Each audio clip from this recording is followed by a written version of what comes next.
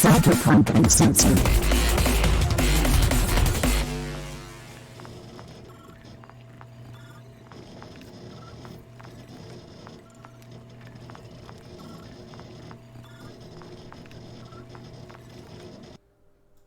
Hey, what's up everybody? This video is all about the Nomad and their rollability moto.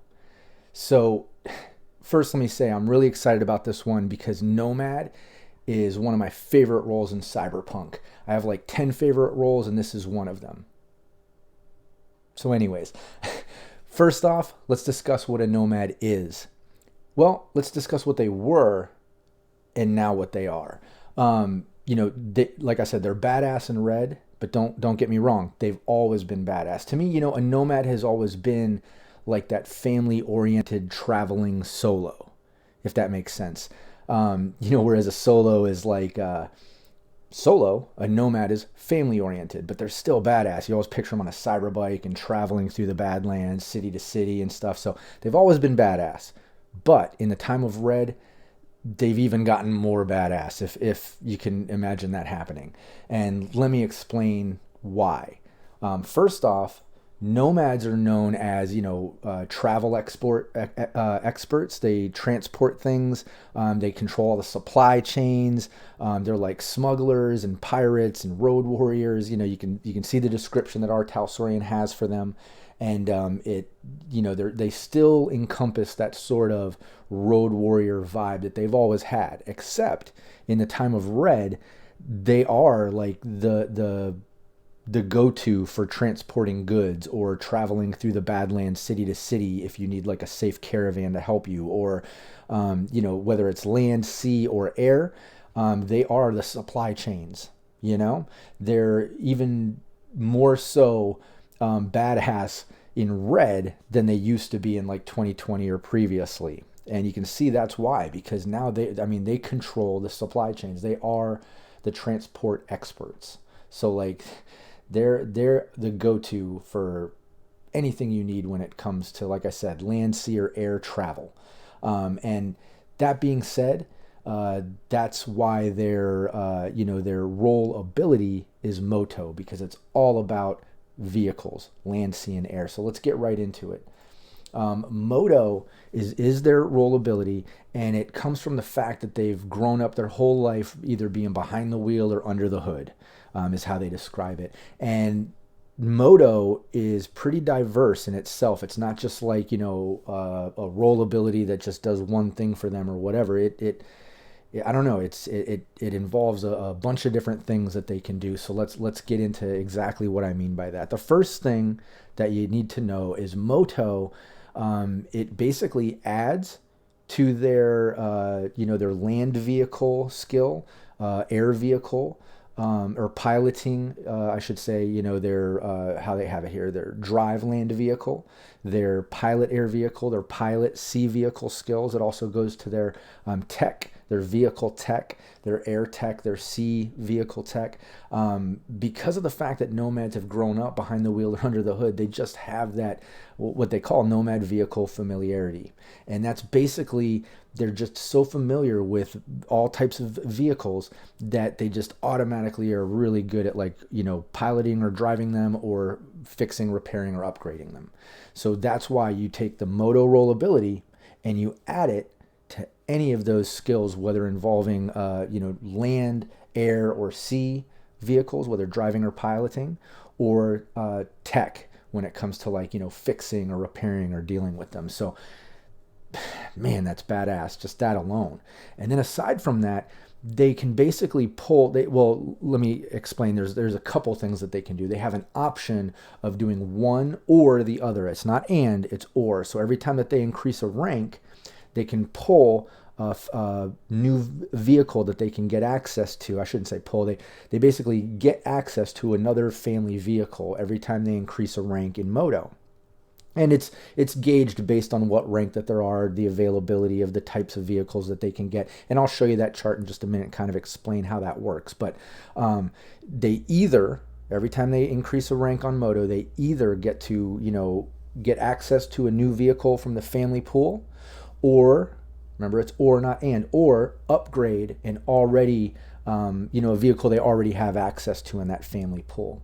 And how it works is, picture this, a Nomad is still very family oriented. They still are, a pack.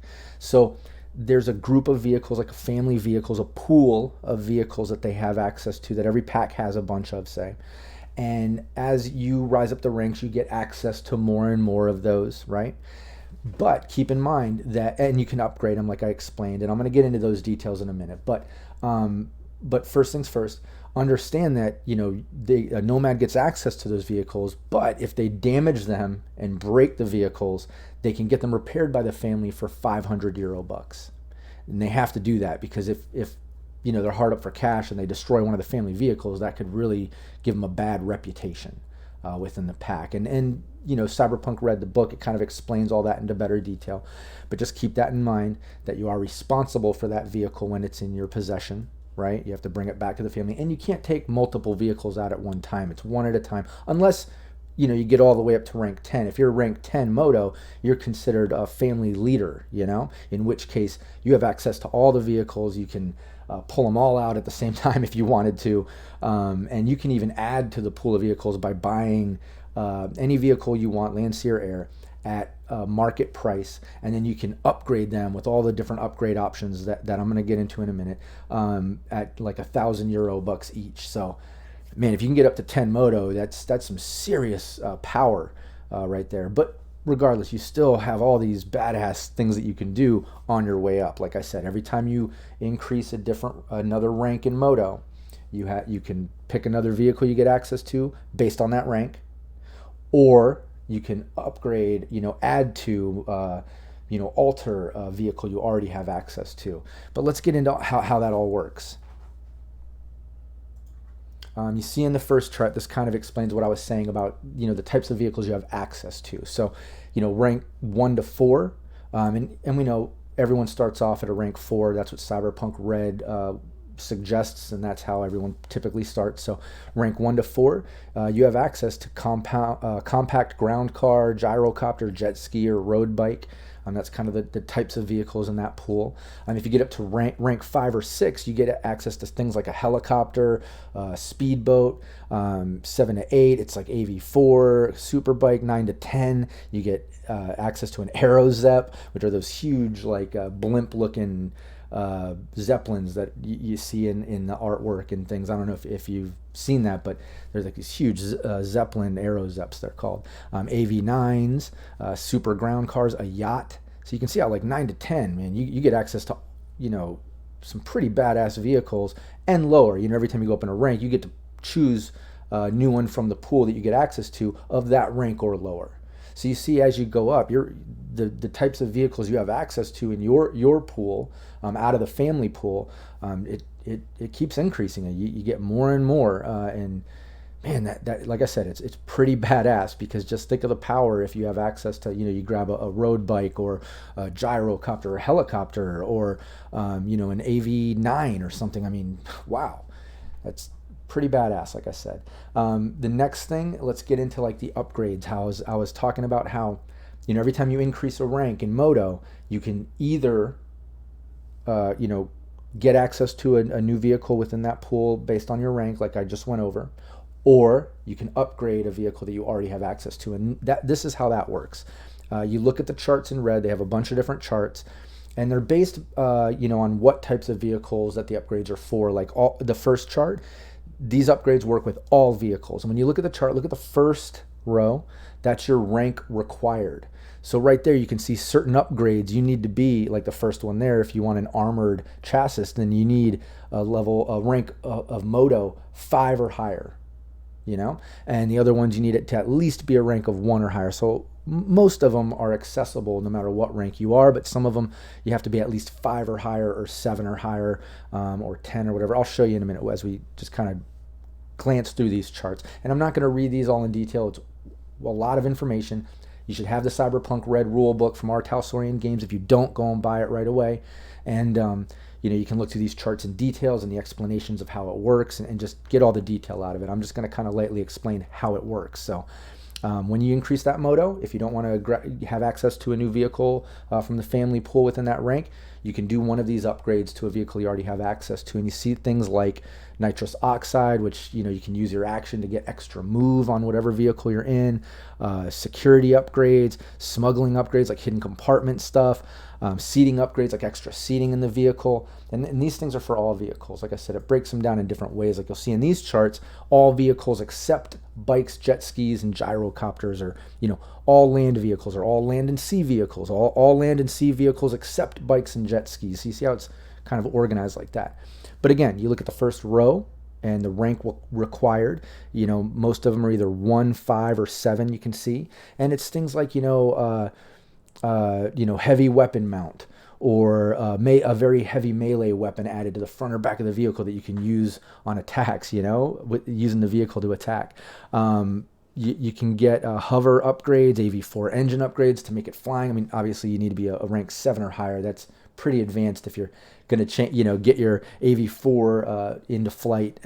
But like I said, there's all kinds of things. A combat plow, and that can be level 1 or higher. You can get a combat plow added to the front of your vehicle. And then the last few charts they have here, stuff that you can get on all bikes, like enhanced plug integration for your neural plugs. All ground cars can get deployable spike strip. I think that's pretty badass. And then Aerozeps, AV4s, cabin cruisers, ground cars, and yachts. You can get increased housing capacity. So as you see, it's way more than a Nomad used to be. There's so many upgrades and things you can do, and you can see how Moto, the skill, is just so much more dynamic than the rollability used to be back in the day. It's why like I said, I think Nomad is just absolutely badass now. And don't get me wrong, I'll say it again, they've always been badass, but in the time of Red, they just, I don't know, they just have so much more to them, so much more character, and it's just really cool. If you're into vehicles and you want to kind of lean towards that in your gameplay, Nomad is the role you want, because just look at how much they can do when it comes to vehicles, and that's land, sea, or air. So anyways, hopefully this video was helpful. Hopefully, you got a little breakdown of the Nomad during Cyberpunk Red and how their rollability moto works. If it was helpful to you, please give the video a like and a share, subscribe to the Cyberpunk Uncensored channels, and check out the links in the description. I'd really appreciate it if you show me some love. All right, thanks so much, everybody. Take care.